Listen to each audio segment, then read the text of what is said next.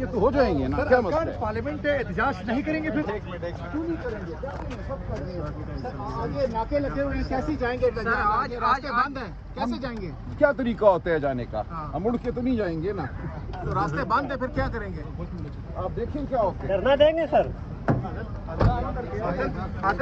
چنے جو ہے نا وہ سر چنے کھا رہے ہیں اسلام آباد میں، کوئی آپ کا پلان نظر نہیں آ رہا ہے تحریک انصاف کا، چنوں پہ زور دے رہے ہیں سر، کیا مسئلہ ہے؟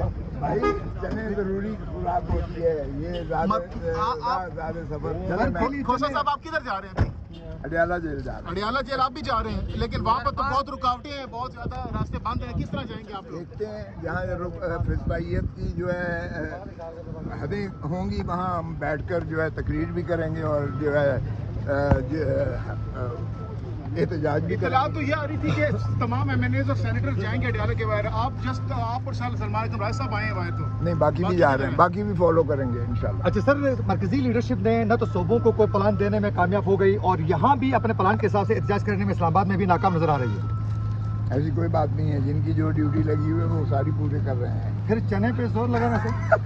بالکل ضروری ہے۔ آپ دیکھیں گے جی علیحدہ پہنچ رہے ہیں۔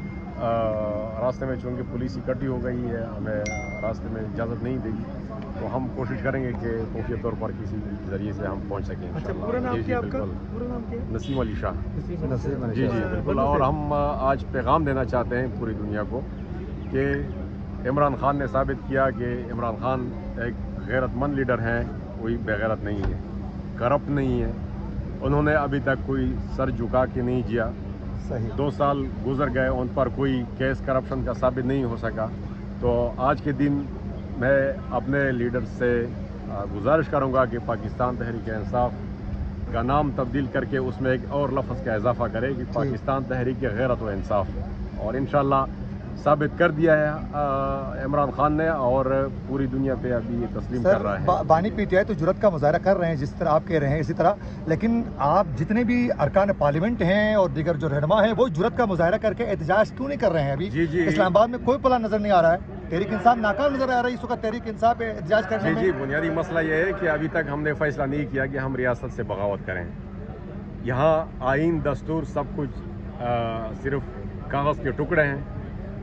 عدلیہ آخری امید تھی، وہ بھی کلونہ بن گئی، لیکن اس کے باوجود پھر بھی خان صاحب کی ہدایات ہیں کہ جو کچھ بھی ہے اسی نظام سے بغاوت نہیں کرنا ہے، اور جب وہ آرڈر دے گا انقلاب کا تو پھر آپ دیکھیں کہ کیسے ہم ان کو سیلاب کی طرح بہائیں گے۔ سر خان صاحب نے 5 تاریخ کی کال دی تھی، فائنل کال، آج 5 اگست ہے، 2 سال بھی پورے ہونے والے ہیں خان صاحب کی گرفتاری کی، تو اراکین اسمبلی کا کہنا تھا کہ ہم اڈیالہ کی طرف جا رہے ہیں، لیکن بظاہر لگ نہیں رہا کہ وہ اڈیالہ کی طرف جا رہے ہیں۔ میں خود بہت بڑی ایکٹیویٹی ہم سارے ایم این ایز نے اپنے حلقوں میں پلان کی تھی، لیکن لیڈرشپ کا یہ پلان آ گیا کہ آپ اڈیالہ کی طرف آ جائیں، تو ہم صبح سارے نماز سے پہلے نکل چکے ہیں، یہاں پہنچ گئے، اجلاس میں اپنا اسمبلی سیشن میں اپنا احتجاج ریکارڈ کیا، ابھی اڈیالہ جائیں گے، اور پولیس اور یہ سیکیورٹی ادارے ان کی کوشش یہی ہے کہ وہ ہمیں روکے۔ ہم نے پہنچنا ہے، باہر صورت وہاں پر پہنچنا ہے اور دنیا کو پیغام دینا ہے، انشاءاللہ آپ دیکھیں گے۔ سر اڈیالہ کے اچھا، اسلام آباد اور راولپنڈی میں کہیں بھی کوئی احتجاج کا پلان اس کا مطلب ہے نہیں ہے؟